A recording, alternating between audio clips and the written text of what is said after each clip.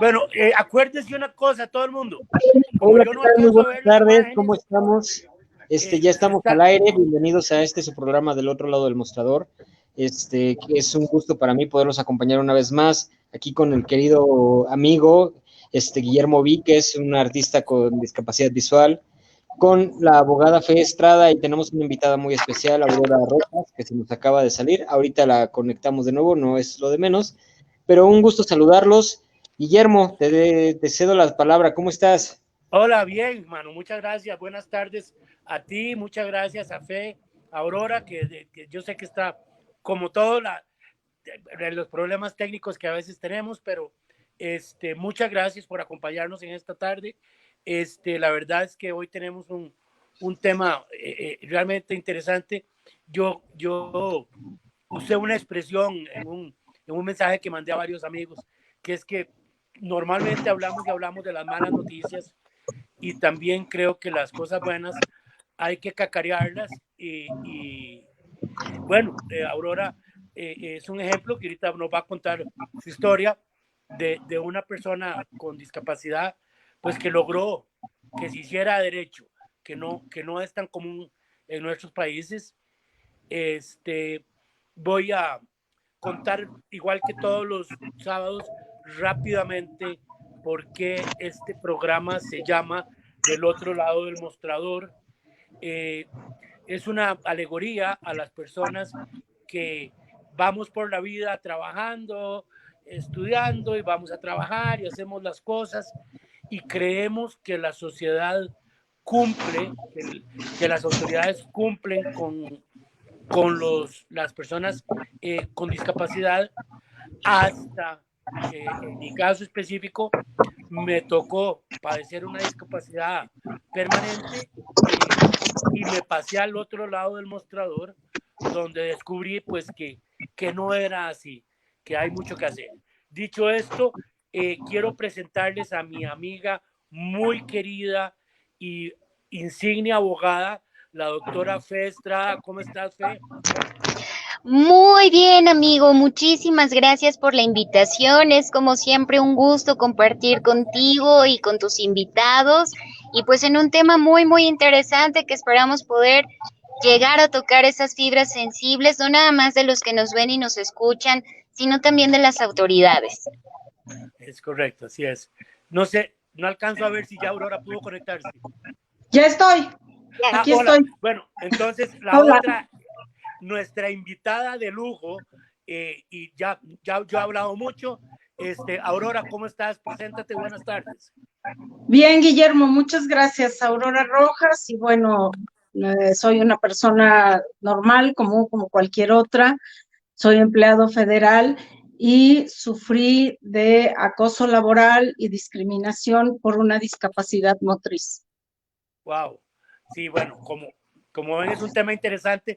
Por eso invitamos a nuestra experta, que es la doctora Fe Estrada, quien es una adalid por los derechos de las personas con discriminadas. Y entonces, cuéntanos un poco, Aurora, cuéntanos un poquito qué haces y cómo se empezó a manifestar ese tema de la discriminación en tu trabajo.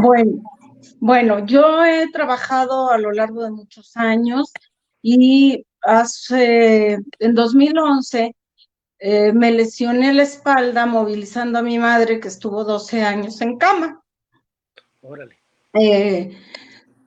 Esto me llevó a tener que usar bastón, a poco irme deteriorando. Se me hicieron 3 hernias de disco a nivel lumbar y bueno, con el tiempo, los años, me fui deteriorando y pues yo seguía trabajando de manera normal, pero mi pierna se iba adormeciendo, me caía constantemente.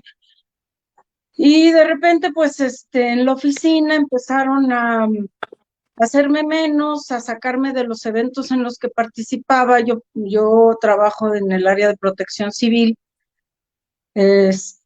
Y un día pregunté, bueno, ¿por qué no participo más en los eventos cuando antes lo hacía?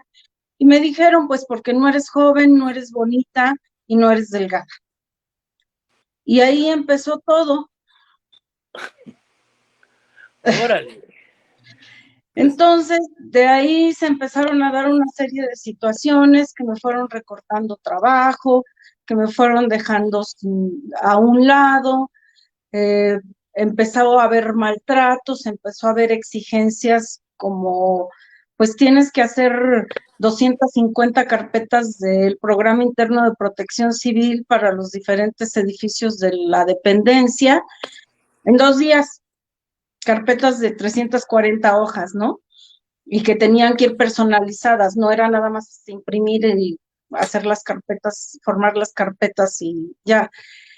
Y entonces, poco a poco fueron pasando más cosas al grado de que llegó un momento en que la violencia ya era, tú no tienes permisos para ir al doctor, tú no tienes permisos para nada, no puedes salir de la oficina, y aún así yo iba a mis citas médicas que eran constantes porque estaba en un proceso de una cirugía de columna. Y Fe, ¿tú qué opinas de eso que nos está contando? Claro que sí, amigo. Pues mira, lamentablemente en nuestro maravillosísimo México, y no me dejará mentir nuestra invitada, que la verdad es que es una situación muy fuerte, porque no solamente se ve vulnerable el derecho humano a la salud, ¿no? Se ve vulnerable el derecho humano a nuestro trabajo, pero sobre todo al ser víctima de violencia laboral, la verdad es que se ven vulnerables tantas cosas en el ser humano como ni siquiera nos podemos nosotros llegar a imaginar, ¿no? La parte de la autoestima, la parte de ser víctima de discriminación, pues lacera las fibras más sensibles del ser, ¿no? Y no nada más es el hecho de lo que físicamente también provoca, porque provoca incluso insomnio, ¿no? Están algunos estudios muy, muy interesantes que se han hecho en investigación sobre el tema, y dice que pues obviamente esta parte de estrés y de depresión relacionada con la violencia laboral está llevando en nuestro país hasta un 54% de todos los trabajadores, o sea, son cifras muy altas, que la realidad es que esa mala cultura de trabajo pues no está siendo eficaz, ¿no? Y dicen que los derechos humanos se miden siempre a través de los derechos laborales. Y lamentablemente México nos queda mucho, mucho, mucho, mucho que deber con toda esta parte de la protección al derecho al ambiente laboral libre de violencia, por Vieras, el motivo que sea, ¿no? si vieras que ahora que decías eso, y ya regresamos con Aurora, pero recuerdo, hay un empresario muy importante mexicano, un japonés mexicano, que es muy famoso dando charlas motivacionales de responsabilidad. Y recuerdo una vez, porque creo que eso que mencionas del acoso laboral no es solo a las personas con discapacidad. Él mencionaba, y yo lo veo, o lo veía todos los días, cuando estaba en una empresa normal, que en México la inmensa mayoría de los trabajadores dice, vivimos con el Jesús en la boca porque nunca sabemos cuándo se nos va a despedir, porque realmente a la gente no se le da la palmadita en la espalda, no se le estimula, no se le hace saber que las cosas las está haciendo bien, pero los patrones y las empresas son expertos en hacernos sentir cuando las cosas no están perfectas. ¿Qué opinas, Aurora? Así es, mira, desgraciadamente la gente que es acosada laboralmente, discriminada, tiene miedo de denunciar porque normalmente es con la amenaza de si dices algo, si comentas algo, vas a perder el trabajo. Y en México, cuando tienes más de 35 años, ya es muy difícil conseguir trabajo, porque ya no, o el pretexto es la edad, o ya estás sobrecalificado para el puesto, o necesitamos gente joven, o situaciones así. Entonces, la gente se queda callada por lo mismo. Yo tuve que recurrir a una denuncia legal dentro de la dependencia en la que trabajo, y tuve que sacarla el área interna de esta dependencia para que pudiera proceder. Entonces, con el consejo de mi abogado, yo presenté esta misma denuncia en el Consejo Nacional de Prevención a la Discriminación y gracias a eso fue que pude obtener un triunfo sobre mi derecho a trabajar, mi derecho a no ser discriminada y a no ser maltratada. Pero fueron 4 años muy difíciles en los que sí fui terriblemente acosada, terriblemente hostigada. De hecho, dentro del proceso de la denuncia tuve que pasar por la Agencia Investigadora de Criminalística de la Procuraduría General de la República, en la cual me hicieron una serie de pruebas y exámenes para determinar el grado de depresión que podía yo haber llegado a tener. Y el resultado fue depresión profunda por acoso laboral. Wow. ¿Me permites tantito leer aquí un comentario que están poniendo en redes? Dice Roberto Antonio Víquez Salazar, el desbalance de poder es terrible como para permitirse decirle a una persona que es fea, no delgada y vieja. Debería interpretarse como una injuria. No sé si cabe esa figura penalmente. Muy valiente la señora Aurora. Muchas gracias, Roberto. Sí, desgraciadamente la persona que hizo estos comentarios es una persona que, pues, en primer lugar no tiene una educación y tiene un machismo muy, muy marcado. Afortunadamente ya no está y pues tuve que luchar contra esa persona y luchar contra 4 o 5 personas más que fueron denunciadas. Y aparte, soportar las denuncias de mis compañeros a los cuales habían amenazado con quitarles el trabajo si no iban a declarar en mi contra. Sí, yo recuerdo cuando yo te conocí hace unos años, que igual, una pariente mía, que trabaja contigo, trabaja cerca de ti, yo me acuerdo que le dijeron, el asunto es muy simple, usted o declara en contra de Aurora o se pasa ese lado del mostrador de las que vamos a despedir. O les vamos a pedir la renuncia. Y la parte difícil, lo más difícil que veo en esto, aparte bueno, evidentemente del desgaste psicológico, pues es que 4 años, es que no es jugando. O sea, es un lapso de tiempo en el cual un niño aprende a hablar y a ir a la escuela, ¿no? ¿Verdad? Si aprende otro idioma, se saca una carrera en ese plazo. Así es. Y es increíble que hayas tenido que usar 4 años para defender tu derecho a trabajar, ¿verdad? Es increíble. Exacto. Y es muy difícil vivir el día a día con una enfermedad. Híjole. Bueno. Y digo, es una situación muy fuerte la que lamentablemente vivió Aurora. Sí. Es increíble la cantidad de discriminación que hay en nuestro país y mucha gente se hace de la vista sorda, de la vista gorda, como dicen por ahí, ¿no? Tienes cerrado el micrófono, Fe.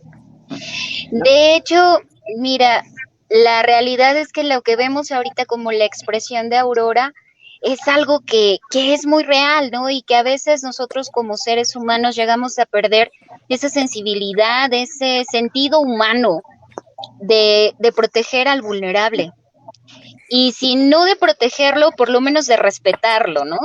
Nosotros, por ejemplo, hemos trabajado mucho toda esta parte de la discriminación en los ámbitos a veces hasta más sutiles, que es la discriminación religiosa, la discriminación por libertad de conciencia, la discriminación incluso dentro de las mismas congéneres, porque las mujeres somos bastante crueles, ¿no? Y de pronto el bullying, que es este acoso laboral entre mujeres, es bastante fuerte y las estadísticas, por ejemplo, en Estados Unidos son graves, pero en México ni siquiera tenemos estadísticas de qué es lo que puede pasar y cuáles pueden llegar a ser las consecuencias, ¿no? Además de que el hecho de estar haciendo mención a estas situaciones como es vieja, es ya no es joven. Este tipo de expresiones en lo más sutil de nuestro ser quedan también permeadas y generan unos estados de ansiedad y de depresión que son muy graves en el ser humano. Entonces, la afectación psicológica, señores, yo creo que sí es algo que se tiene que tomar muy, muy en serio y que todos debemos de hacer conciencia, porque no nada más es emitir un juicio a priori, es cuidar también de nuestras palabras. Al final, insisto, podemos o no podemos estar de acuerdo, pero debemos de ser siempre respetuosos y cuidadosos de lo que decimos, porque el impacto que vamos a generar en el otro ser humano puede ser muy fuerte. Sí. Sí, de hecho, a mí todo esto dentro de este proceso de acoso, de la denuncia, de la discriminación, vino la muerte de mi pareja, con quien estuve 28 años, la muerte de 3 amigas, la muerte de mi madre. Y vivir con todo esto fue muy difícil, muy difícil. Aparte, vivía yo medicada con medicamentos muy, muy fuertes, como derivados de la heroína. Usaba parche de morfina para los dolores, hasta que finalmente llegó el proceso en donde el Centro Nacional de Prevención a la Discriminación giró unas instrucciones al área jurídica de la dependencia en la cual trabajo para que me pusieran en un área donde no pudiera ser afectada, y quedara yo protegida mientras se iniciaba todo este proceso, mientras pasaba todo lo que tenía que pasar, y ver qué tanta responsabilidad tenían las personas que me estaban acosando. La principal acosadora fue una mujer. Sí, Quien, lo quien, recuerdo claramente. quien tenía o creía tener el poder tan grande de poder pisotear a la gente sin la menor conmiseración. Sí, No probablemente fui lo la tenía. única.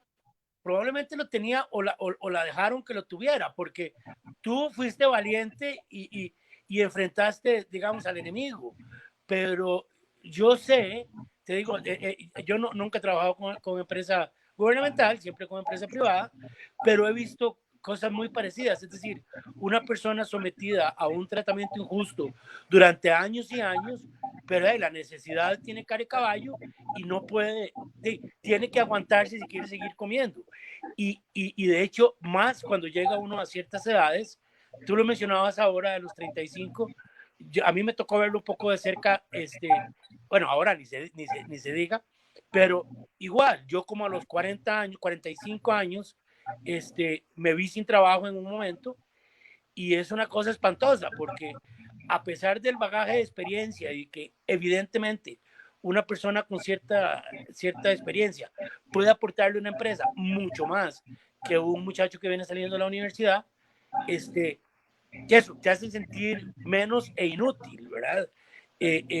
Y otra cosa que me parece que hay que considerar mucho en tu caso y las personas que han tenido que enfrentar o están enfrentando hoy esas luchas, que es que aparte del costo del tiempo y aparte del costo a nivel, ¿verdad? A nivel de la depresión y esto, no dudo que tiene un costo financiero, es decir, estarse movilizando, estar sacando copias, estar llevando papeles, estar subiendo, bajando, contratando un abogado para que, hombre, para poder hacer lo que todos, según la Constitución, tenemos derecho a hacer, que es tener un trabajo.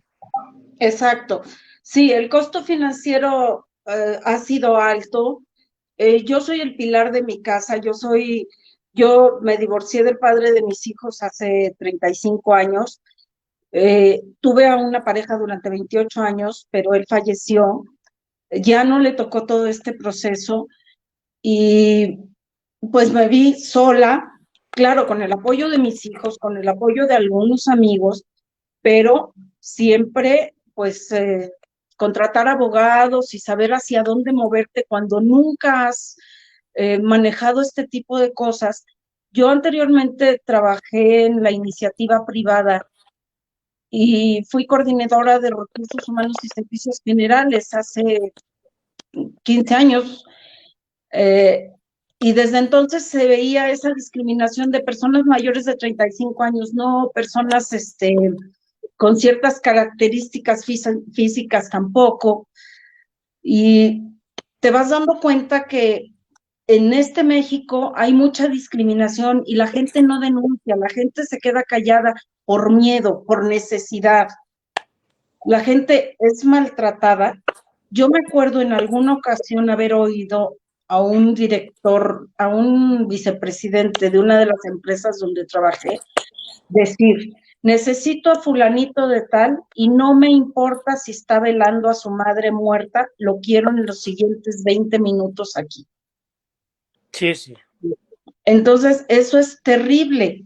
Afortunadamente, yo tuve muy buenos abogados que supieron por dónde moverme y cómo guiarme hacia un triunfo que logré, aunque fue muy duro, aunque fue muy difícil.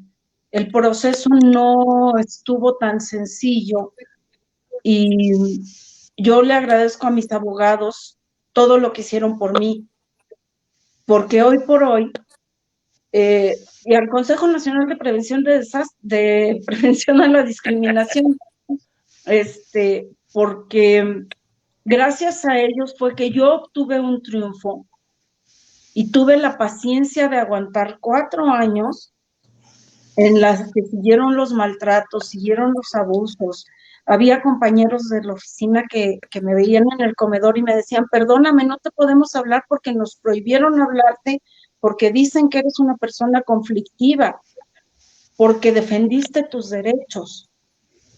Entonces, me aislaron completamente, me quitaron el teléfono, me quitaron la computadora, no me permitía, si llegaba yo 1 minuto tarde, no me lo justificaban, a pesar de que sabían que me costaba trabajo caminar, que vivía dependiente de una serie de drogas y que salí adelante de esto gracias al doctor Manuel Dufo. Wow. Wow, qué increíble, ¿no? Increíble. Y todavía, esto que dices del CONAPRED, y es increíble que todavía haya personas que piensen que este organismo no sirve, que este organismo no ayuda a la gente, que este organismo tiene que desaparecer, que se han sido temas que se han puesto en el tintero en las últimas semanas. Y casos como el tuyo es cuando te das cuenta que este tipo de instancias hacen falta. Hacen falta porque hay quien, luego, como dices, o sea, la gente no alza la voz por miedo, no alza la voz porque sabe que puede haber consecuencias negativas de eso. Pero si nos ponemos a pensar realmente, si alzáramos la voz, creo que tendríamos un México mucho más justo. Mira, desgraciadamente hay un dicho que he oído por ahí que dicen que la injusticia en el Palacio de la Justicia, refiriéndose al lugar donde trabajo. Y ahora con esta situación de que el presidente quiere desaparecer al CONAPRED y que este tipo de situaciones las lleve Secretaría de Gobernación, yo no creo que sea la mejor opción debido a que no se puede ser juez y parte. Secretaría de Gobernación es una instancia muy grande y si en esa secretaría hay discriminación, acoso, no pueden ellos mismos juzgar este tipo de situaciones cuando alguien se atreve a denunciar. De hecho, yo todavía vivo las consecuencias de todo lo que pasó. Wow. Sí, yo sigo pensando, la parte triste, la parte grave de esto es, hay dos partes. Uno, la enorme, esto lo hemos discutido con Fe y con Edgar, hablando de otros temas, pero al final llega uno siempre al mismo punto. Un tema como la falta de empatía de la sociedad, es decir, la gente no se pone en tus zapatos, no se pasa de este lado del mostrador a ver cómo es la realidad, sino que nada más o critica o lo obvia por miedo, ¿verdad? Por miedo a sufrir un ataque parecido o al que tú sufriste por tantos años. Y el otro asunto es que realmente es desastroso que la gente tenga ¿verdad? Que luchar de esa manera por su derecho a trabajar y a ser productivo, ¿verdad? Es increíble, y es increíble en eso decir que las autoridades no comprendan o no vean eso de la injusticia en el Palacio de la Justicia. La verdad de la vida es que yo, que me toca de carne propia, de cuando en cuando visitar una Secretaría de Estado para algún trámite personal o un instituto de salud o lo que fuera, el sistema en general es totalmente hostil con las personas con discapacidad, y los funcionarios que están ahí no, no son empáticos. Y es lo mismo, me parece, lo que pasaba en la organización en la que tú trabajas, ¿verdad? Que tiene la palabra justicia en su nombre, y que la verdad, pues se dan esta clase de injusticias. Sí, definitivamente, pero esto se da a nivel de cualquier dependencia. Por ejemplo, en el ISSSTE, yo solicité una pensión por discapacidad desde el año 2016, 21 de junio de 2016. Esto tiene que pasar por todo un proceso y sabíamos que iba a tardar aproximadamente un año, año y medio, pero al día de hoy todavía no se ha resuelto esta situación, a pesar de que tengo 2 cirugías de columna en la que me han puesto 12 tornillos, 4 cajas, una placa, 2 barras y 2 resortes. Una es a nivel lumbar y la otra es a nivel cervical, que fue en el mes de enero de este año. Aparte de tener un trasplante de córnea por una mala praxis de un doctor del hospital del ISSSTE, Wow, que me dañaron la córnea y tuve que pasar por ese proceso de esperar en la lista del Consejo Nacional de Trasplantes para poder recibir una córnea en donación, y posteriormente, bueno, todos los procesos que se tienen que seguir después de esto, ¿no? Y a pesar de eso, Medicina Legal del ISSSTE estuvo deteniendo mis papeles, y finalmente, cuando empecé a ver la luz y tenía yo cita el 25 de marzo de este año para resolver mi asunto con Medicina Legal del ISSSTE, viene la pandemia. Entonces, hasta el día de hoy no se ha podido resolver. Fe, ¿cómo ves todo esto desde el punto de vista del derecho? Es decir, de la justicia y de la Constitución y de las leyes que nos amparan. Claro que sí, mi querido amigo. Pues mira, la realidad es que estamos viendo pues un asunto que no es nada sencillo, porque estamos hablando de esta parte de discriminación, toda la afectación que generó en el ámbito laboral, toda la afectación que genera en el ámbito de salud también, ¿no?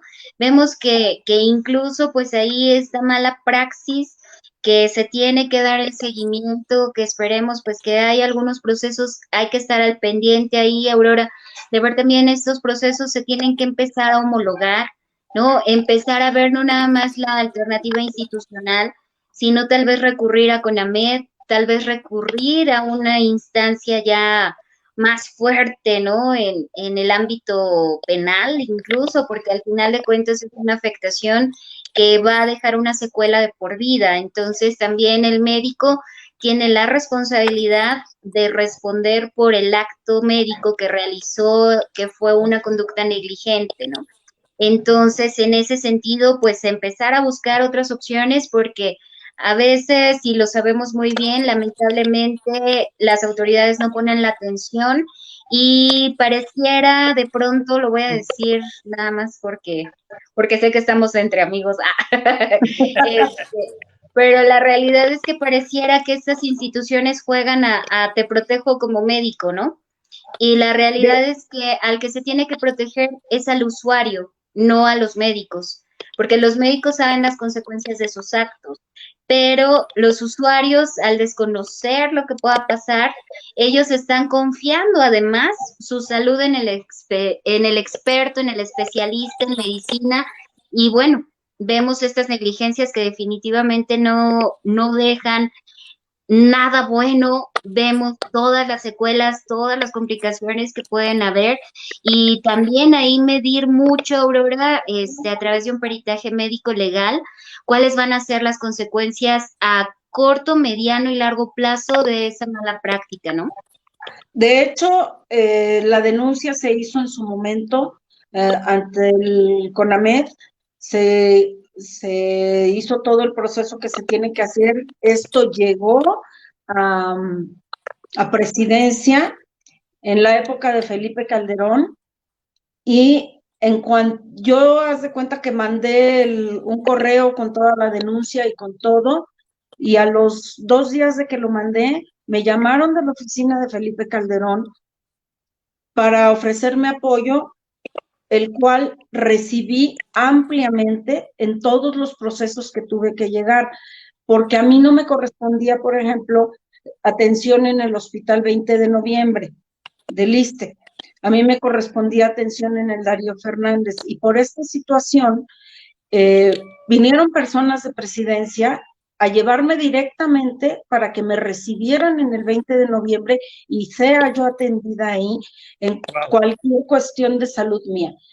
Por lo mismo veo ahí al neurocirujano y en ese proceso es donde me dictaminaron con la discapacidad motriz por la situación de mi espalda, veo al oftalmólogo, veo al angiólogo y he tenido buena atención por parte de los médicos del 20 de noviembre, pero en la cuestión de medicina legal, que es el proceso para lograr esta pensión por discapacidad, es en donde se atoró todo y los pretextos eran: me fui de vacaciones, nos cambiaron de oficina, no sé dónde está su expediente, sus estudios ya son de mucho tiempo, no están completos.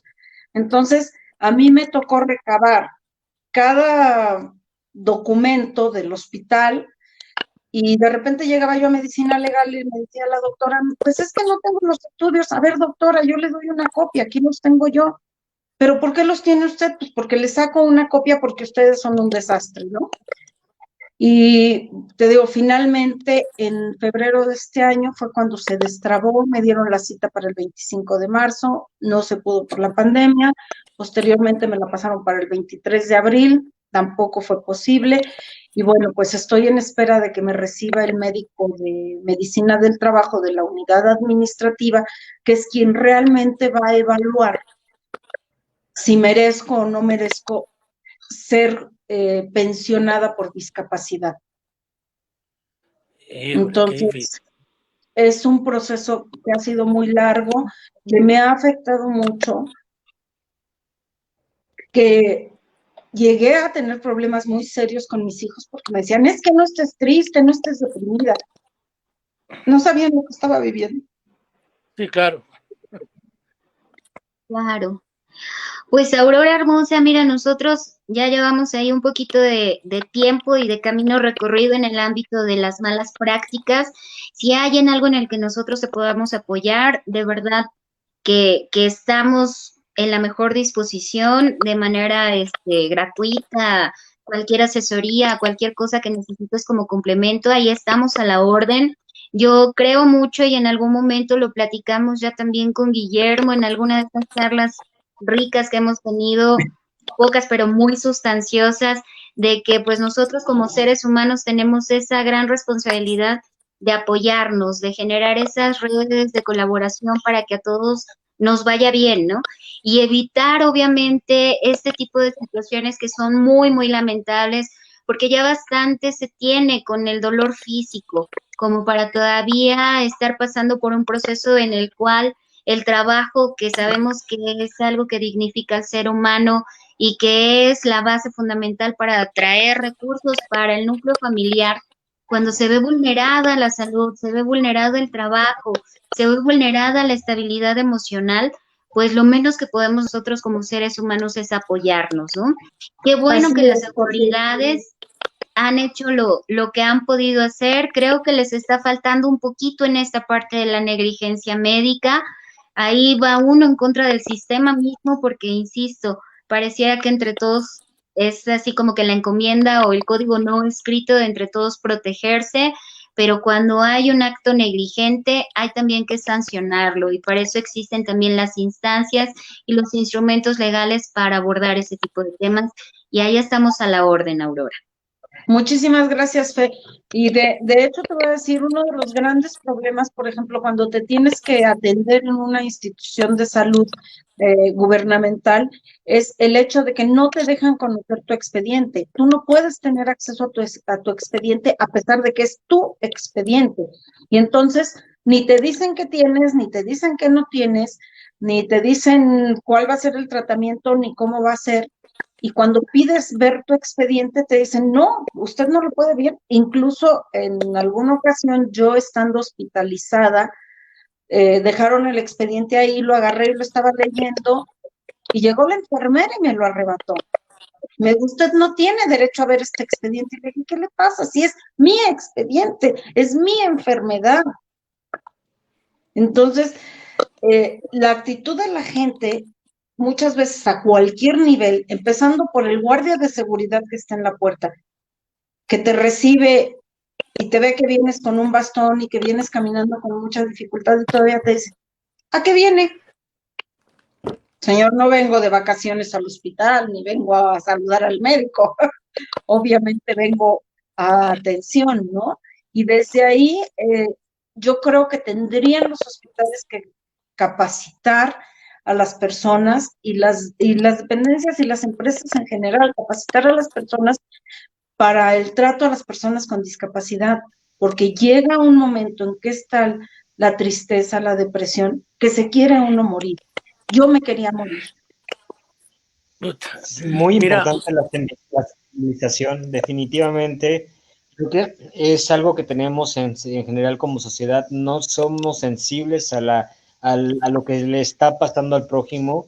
Estamos tan ensimismados en cada quien que no volteamos a ver si el de al lado tiene algún dolor en la cabeza, si tiene algún dolor físico, mental, espiritual.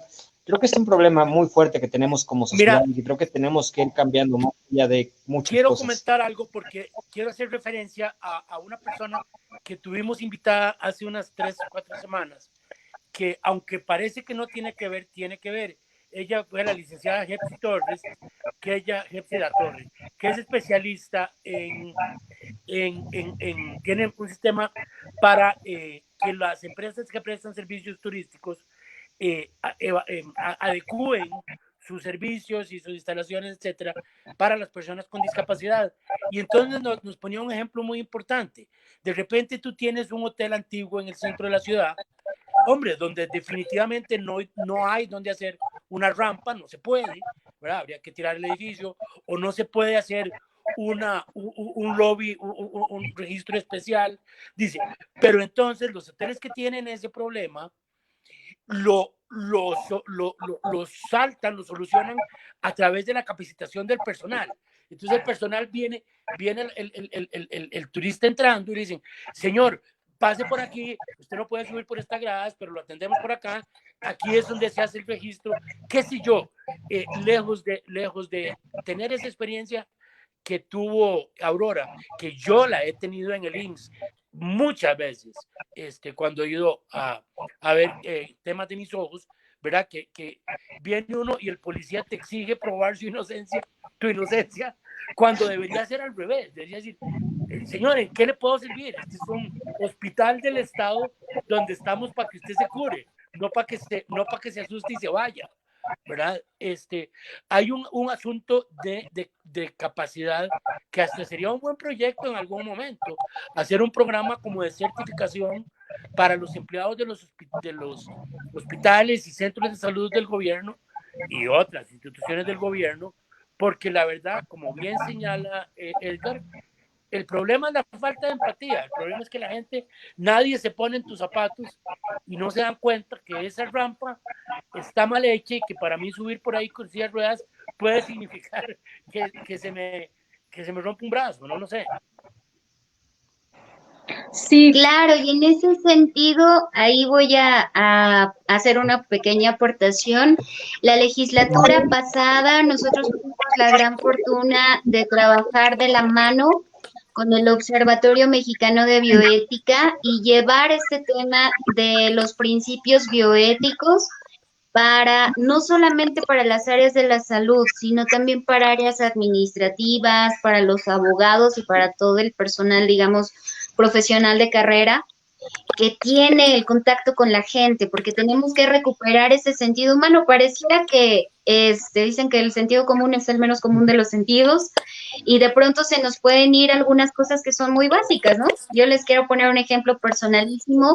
En algún momento tuve que recurrir a una cirugía por una hernioplastia bilateral. Fue un procedimiento que fue de urgencias, tenía por parte de la empresa en la que trabajaba el seguro de gastos médicos mayores, pude tener acceso a un hospital Ángeles de Lindavista gracias a esta tarjeta. Cuando me dan de alta, voy al Seguro Social para llevar a cabo todos mis trámites y la respuesta amable de mi doctora, médico tratante, antes de darme la incapacidad, fue decirme y cuestionarme muy rudo, de manera textual, así me dijo: oiga, ¿y usted por qué se fue a atender a otro lugar? Le dije: doctora, buenas tardes, pues efectivamente fui a otro lugar porque pues tengo la tarjeta de gastos médicos mayores por mi trabajo. Pero si nosotros aquí le pudimos haber hecho esa cirugía sin ningún problema, le dije: mire, doctora, yo no vengo a discutir con usted. Yo vengo a que me dé el seguimiento y las incapacidades, y porque ese es el proceso que tengo que seguir para que me den las incapacidades en el trabajo. El chiste es que la mujer súper insistente, así de: no, y aparte, mire cómo la mandan. En ese tiempo era flaca, ¿no? Cosa era del verbo ya, ¿no? Todavía, ¿no? Es que aparte está muy flaca, ¿por qué la mandan así? Y yo como de, pues, o sea, ¿qué quiere que le conteste, no? Hasta que ya llegó el punto en el que dije: bueno, esto ya parece una cuestión personal, ¿no? Le dije: mire, doctora, ¿me puede dar usted mi apoyo con la incapacidad? O sabe qué, sin problema yo me voy con el jefe de turno o lo veo con el director de la unidad médica de aquí, de esta institución, porque al final de cuentas, tanto usted como yo, todos somos gatos en el lugar en donde estemos trabajando, de diferentes pelajes, pero todos somos gatos. Le dije: y yo usé esto porque en mi trabajo me dan esa prestación adicional, ¿no? Le dije: y eso, o sea, parece que usted está más molesta por el hecho de que yo utilicé un servicio médico privado, cuando la realidad es que usted me tiene 4 horas esperando, yo recién operada, no hay lugar en la sala de espera, estoy con bastón, estoy con una sonda esperando, y yo creo que lo que más le debería de preocupar sería hacerme por lo menos una exploración física en la que compruebe cuál es mi estado de salud. Esa debería de ser su preocupación principal. No si me atendí en un lugar que fue caro o fue barato, dependiendo de su percepción, porque esa es percepción personalísima. No de que si estoy flaca, que si tengo otras cosas o no tengo otras cosas. Claro. O sea, usted preocúpese de mi estado de salud, que eso es lo primordial para usted. Y por ese motivo es que luego uno, si tiene la posibilidad de recurrir a instituciones privadas, no recurre a las instituciones públicas, porque ustedes ponen cualquier otra cosa antes que la seguridad y la tranquilidad del paciente. Sí. Ojo, no quiere decir que todos los casos sean iguales, ¿verdad? Supongo que hay muy buenos médicos y los conocemos, pero es complejo. Lo que pasa es que yo creo que es más un tema institucional, Fe. Fíjate que yo tengo la experiencia también. Recordarás que hace como 2 años o año y medio, no recuerdo, en junio del año pasado, acabo de cumplir un año, a mí me atropellaron ahí en Polanco y ¿verdad? Tuve que ir de emergencia y el hospital que estaba cerca era el español. Bendito sea Dios, yo también tenía gastos médicos por parte de mi esposa. Y bueno, me vi ahí y ahí me operaron. Fue una operación difícil y por eso ahora no solo no veo, sino que ando renqueando por la vida con tornillos en las piernas. Pero el punto es que cuando recién se pasó la emergencia, ya salí del hospital de la operación y tuve el mismo problema. Tenía que ir a conseguir los papeles en este tema del IMSS para mi incapacidad. Y entonces me mandaron me parece que al hospital, no recuerdo ahorita, el hospital de la Raza, no la Raza, otro, no me acuerdo. Pero el punto, me dice: tiene que ir a emergencias ya con sus papeles que le dieron al Hospital Español para que le den los papeles para poder hacerle la incapacidad. Y me llegué, efectivamente, te imaginarás, sin ver y en silla de ruedas, bueno, con alguien ayudándome, por supuesto, y ya, bueno, sí, para allá, para acá, pase a emergencias. Y me dice, tiene que esperar 8 horas para que lo atiendan, porque hay mucha gente en emergencias. Y yo le decía, pero señora, a mí me operaron ayer. O sea, yo vi, y decir, lo siento mucho porque no hay forma de acelerarle el proceso, y que de la misma forma, es un poco igual que ti, igual que lo que menciona Aurora, y lo que hablamos del tema de la justicia, es totalmente injusto, que si tú, se supone que hay un sistema de salud que tú pagas para que te proteja, que en caso de una emergencia, en tu caso te hagan formarte de pie con una sonda colgando y a mí me digan, quédese ahí con su pata quebrada en las sillas de ruedas durante 8 horas. Eso es una, o sea, es casi inconcebible. Parece mentira. Y así es. Bueno, antes de continuar, me permiten leer algunos comentarios que nos están poniendo aquí en el chat. Dice Patricia Rodríguez Martínez, saludos Aurora, eres una guerrera, te quiero mucho. Carlos Vargas dice, saludos a Aurora. Patricia Isabel Oropesa Sierra nos pone, Aurora, felicidades por tu triunfo, tú sigues con la frente en alto, ellos salieron como ladrones por la puerta chica. Fue duro tu proceso, pero tú sigues adelante demostrando con tu trabajo y esfuerzo lo valiente y valiosa que eres. Un abrazo. Luis Víquez dice, qué barbaridad que no te dejen tener acceso al expediente. A veces les falta humildad y empatía al personal de salud. Qué triste, hay que seguir luchando por un trato justo y humano para todas las personas por igual. Luis Víquez también comenta en otro post, dice, falta de empatía completamente. Y finalmente Roberto Antonio Víquez Salazar dice, las formas en que está estructurada una organización permiten mayor o en menor grado las condiciones para la discriminación. A partir de estos testimonios se nota cómo se combinan elementos culturales, económicos y burocráticos que riñen con los derechos constitucionales mismos del ciudadano. Y esto, evidentemente, afecta más a aquellas personas con alguna forma de discapacidad. Felicito a los panelistas, a don Edgar y al anfitrión, mi hermano Luis, por esta tertulia, un aporte sumamente valioso.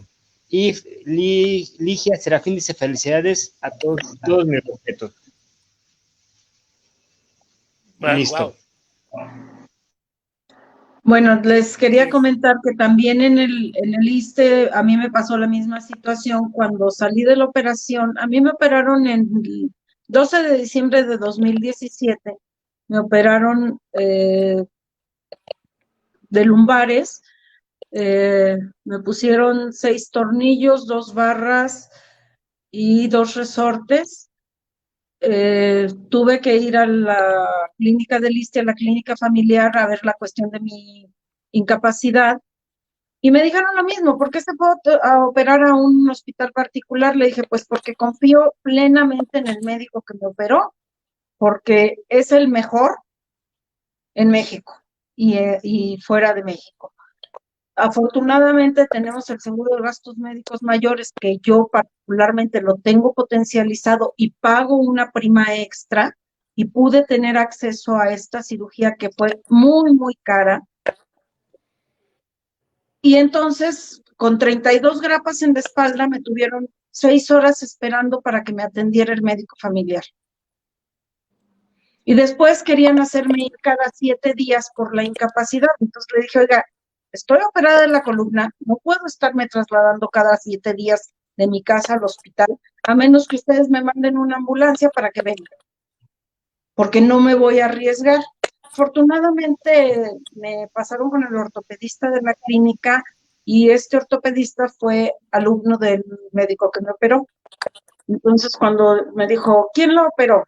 Y le dije el nombre de mi doctor, me dijo, mi maestro.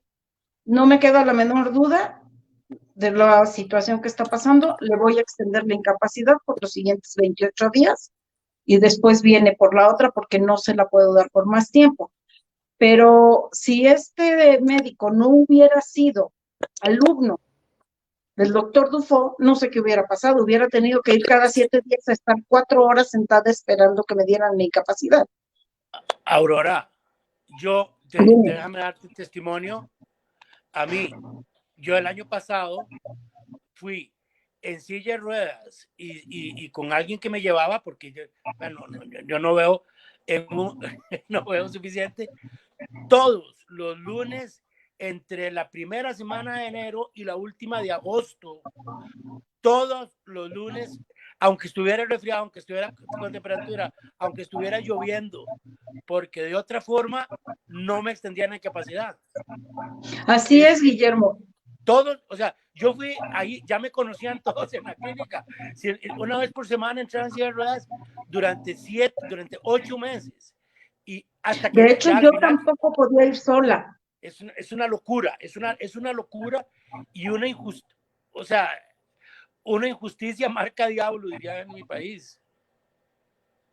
Así es una situación muy difícil, puesto que cuando estás recién operado, lo que deberían hacer es, a ver, estoy recién operado, aquí están mis papeles, por favor mándenme un médico a domicilio, pero utilizan a los médicos a domicilio para ir a ver una gripa. Sí, claro. No para cosas importantes. Y luego todavía te topas con los administrativos que están de malas, que están ahí realmente por cobrar un sueldo y que siempre están a disgusto y que siempre acabas discutiendo con ellos porque no pueden, no quieren, no lo hacen, te los encuentras comiendo la torta, te los encuentras con el café o andan chismeando por el pasillo. Y desgraciadamente tenemos que vivir con eso y por muchas quejas que pongas, por mucho que hagas, y les digo porque yo soy una persona que no me he dejado que cada situación difícil que he pasado, la he denunciado en su momento ante las autoridades y las instancias correspondientes y muchas veces no he tenido respuesta. Pero creo que esto poco a poco ha ido evolucionando, ¿no, Fe? Tú que eres experta en esto de las buenas praxis y que llevas tiempo trabajando en esto, ¿nos puedes dar constancia de que ya estas prácticas han ido cambiando en algunos lados, no? Pues de hecho sí han cambiado en algunos lugares, como bien hace rato comentaba, no todos los médicos son malos, no todos los administrativos son malos, hay algunos que llegan a ser muy humanos, hay algunos que llegan a ser muy conscientes. Yo les exponía el caso de lo que a mí me pasó, yo fui y hablé con el jefe del turno, le dije, ¿sabe qué? Yo no sé qué problemas mentales tenga su doctora, pero pues la verdad es que no es la forma de atenderme. Me siento bastante mal. ¿Qué posibilidades hay de que usted me pueda extender la incapacidad en este caso? Y lo que él hizo al momento que yo presenté la queja con él en su oficina, y ahí es donde también la parte jerárquica de la institución y la estructura organizacional juega un papel muy importante, ¿no? Porque la respuesta de este doctor como jefe de servicio fue darme la atención, me extendió la incapacidad inicial por 14 días, porque si no tendría que haber hecho justamente lo que le pasó a Aurora o lo que le pasó a Guillermo, de estar yendo cada 7 días. Y la siguiente renovación de la incapacidad fue en mi domicilio. Mandaron ellos, hay un servicio por parte de lo que es el Seguro Social en el cual si uno lo pide, ellos van directamente a domicilio y atienden al paciente ahí y pueden dar la incapacidad de forma escrita, no virtual. Y esto ayuda bastante. El problema aquí es identificar o dar acceso a la población a ese tipo de recursos que se están implementando. Porque si uno no los conoce y si la institución misma no da difusión a ese tipo de recursos, pues difícilmente se logran pedir, ¿no? Y también de ser muy conscientes de que hay médicos y hay administrativos que ayudan mucho, ¿no? Que son los que te guían incluso y te dicen, ¿sabes qué? Ve a tal instancia o ¿sabes qué? Ahora tienes que hacer esto y que esa es al final de cuentas la labor que tienen ellos también, porque recordemos que ellos ante todo son funcionarios públicos y su función principal es ayudarnos y darnos la información. En este caso, por ejemplo, del negar el expediente clínico, pues eso es un derecho del paciente. ahí en cuanto se levanta una queja de que se está negando el acceso a la información, juega un papel muy importante el IFAI. E insisto, yo creo que hay muchas cosas, como bien lo dice Edgar, que han ido mejorando, que se han creado, pues ahora sí que los canales adecuados para que nosotros podamos tener acceso a la información. Sin embargo, no hay difusión y entonces pues también vuelven a quedar como que en el tintero muy buenas ideas. Pero ahí es en donde la estructura organizacional de cada una de las instituciones juega un papel vital, insisto, y sobre todo la sociedad civil organizada para dar difusión a todos estos procesos, ¿no? Como lo que está haciendo ahorita Aurora, de exponer su caso, de decir, bueno, sí efectivamente existen cosas que no deberían de pasar, pero también si uno toca la puerta adecuada o se siguen los canales adecuados, hay instituciones que nos pueden estar ayudando y se pueden tener buenos resultados. Yo te felicito, Aurora, porque a pesar de que fueron 4 años cansadísimos, 4 años de desgaste, que mucha gente no tiene la capacidad de aguantarlos, eso es real. Tú tuviste la capacidad y estás dejando un antecedente en todos los que hoy nos están viendo y en los que nos verán seguramente, de decir, sí se pueden hacer las cosas, no le tengan miedo al sistema porque también el sistema tiene sus propias áreas de oportunidad y se puede trabajar incluso desde dentro del sistema combatiéndolo a él mismo, ¿no? Yo quiero agregar algo, Fe, porque tal vez yo me excedí con algo y tú mencionaste algo importante. Yo no creo que los doctores sean malos, yo no creo que los servidores públicos sean malos, malos a nivel de maldad. Es un poco como el ejemplo que poníamos de la persona que pone su venta de tacos sobre la banqueta y obliga al de la silla de ruedas a salirse a la calle. No lo hace por malo, lo hace porque el sistema está mal, porque no tenemos la empatía, no nos ponemos, y tal vez el empleado, bien lo mencionas, uno se queja porque cada uno de nosotros, nuestro caso es único, pero evidentemente la doctora que me extendía a mí las incapacidades estaba obligada a atender un enfermo cada 15 minutos de las 8 de la mañana a las 5 de la tarde.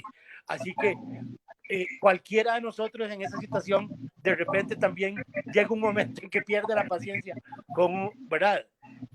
Yo no, porque sí es importante. Yo no creo que lo malo sean las personas. Yo creo que lo malo o lo perfectible es el sistema. Y no sé, Aurora, creo que te interrumpí. Pues, Guillermo, yo creo que nos vamos despidiendo, ya se nos está acabando el tiempo, nos quedan 3 minutos, entonces si podemos escuchar la conclusión de Aurora, por favor. El micrófono. Gracias. Pues bueno, antes que nada agradecerles la invitación, agradecerles a compartir conmigo estos momentos. El triunfo fue, conservé mi trabajo, sigo con él, sigo trabajando y la gente que me hizo tanto daño ya no está. Y satisfactoriamente para mí fue el saber que se puede triunfar en momentos tan difíciles. Muchas gracias por todo y lo que se les ofrezca estoy a sus órdenes. Fe, no sé si te quieres despedir. Fe, algo que nos quieras comentar, por favor, Fe. Claro que sí, pues de entrada, muchas gracias, Aurora, porque la sensibilidad con la que compartes todo tu vivir nos toca las fibras más sensibles, no nada más a los que hemos estado involucrados en defender los derechos humanos y las garantías individuales de cada uno de los pacientes y también de los trabajadores, sino que también nos hace reflexionar en la forma en la que todos, directa o indirectamente, hemos sido víctimas de discriminación. Y a aquellos que hacen daño, ese es algo que quiero dejar así como reflexión, se deben de poner a pensar que hoy el daño que hacen al hacer un mal comentario, al provocar estos ambientes hostiles y de violencia laboral, de discriminación, sea por el motivo que sea, hoy están haciéndolo y mañana probablemente serán las víctimas también. Así que la mejor forma de prevenir la discriminación es ser empáticos, es cortar esos vínculos y esos lazos de discriminación, empezando por nosotros no permitirnos ser violentadores, pero tampoco permitirnos ser violentados. Muchas gracias a todos, gracias por la información compartida, creo que ha sido muy puntual y siempre muy rico participar con ustedes en una charla que es más que informativa, es también una charla de amigos y de opiniones muy valiosas que seguramente llegarán y llevarán el mensaje que se necesita llevar a los oídos que más lo ocupen. Gracias, amigo Guillermo, un saludo enorme. Edgar, un abrazo. Aurora, mil bendiciones y mucha fuerza. Viene ya lo más facilito. Muchas Pues bueno, gracias, muchas gracias. Primero, Guillermo. Bueno, sí, ya me toca a mí, pues ya, No, ya si quieres yo primero. enormemente. Me toca a mí agradecer enormemente a Aurora, por supuesto, su generosidad de estar compartiendo su caso con nosotros. Fe siempre con su sabiduría y su conocimiento de la buena praxis médica y esto. Edgar, muchas gracias por la conducción del programa. A las personas que nos están oyendo, pues muchas gracias por acompañarnos. Acuérdense de darle, por favor, compartir y me gusta para que el programa sea reproducido y que todo esto que estamos hablando los sábados sirva para que otras personas también vean este programa específico, que sí se puede. Si una persona con determinación, siendo tenaz y poniendo las cosas en su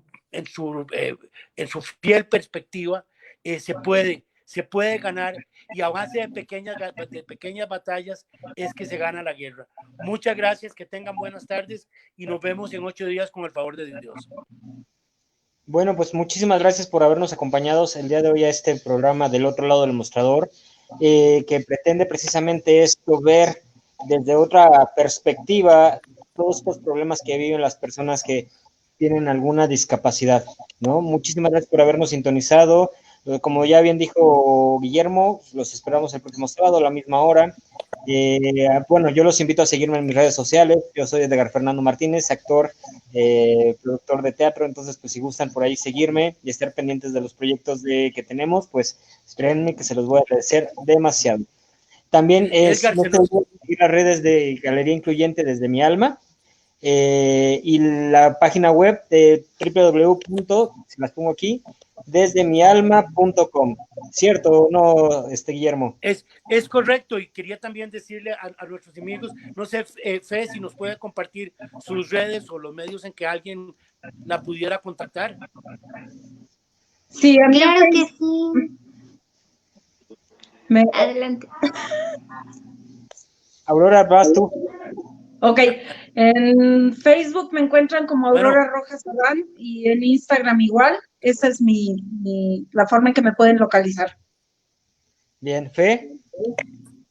Como Fe Estrada, así como la fe en Dios, y mándenme sus dudas con mucha fe, espero poderles apoyar. Listo, pues muchísimas gracias. Es todo por hoy, un gusto que nos hayan acompañado y hasta luego, bye. Gracias, Chao. bye.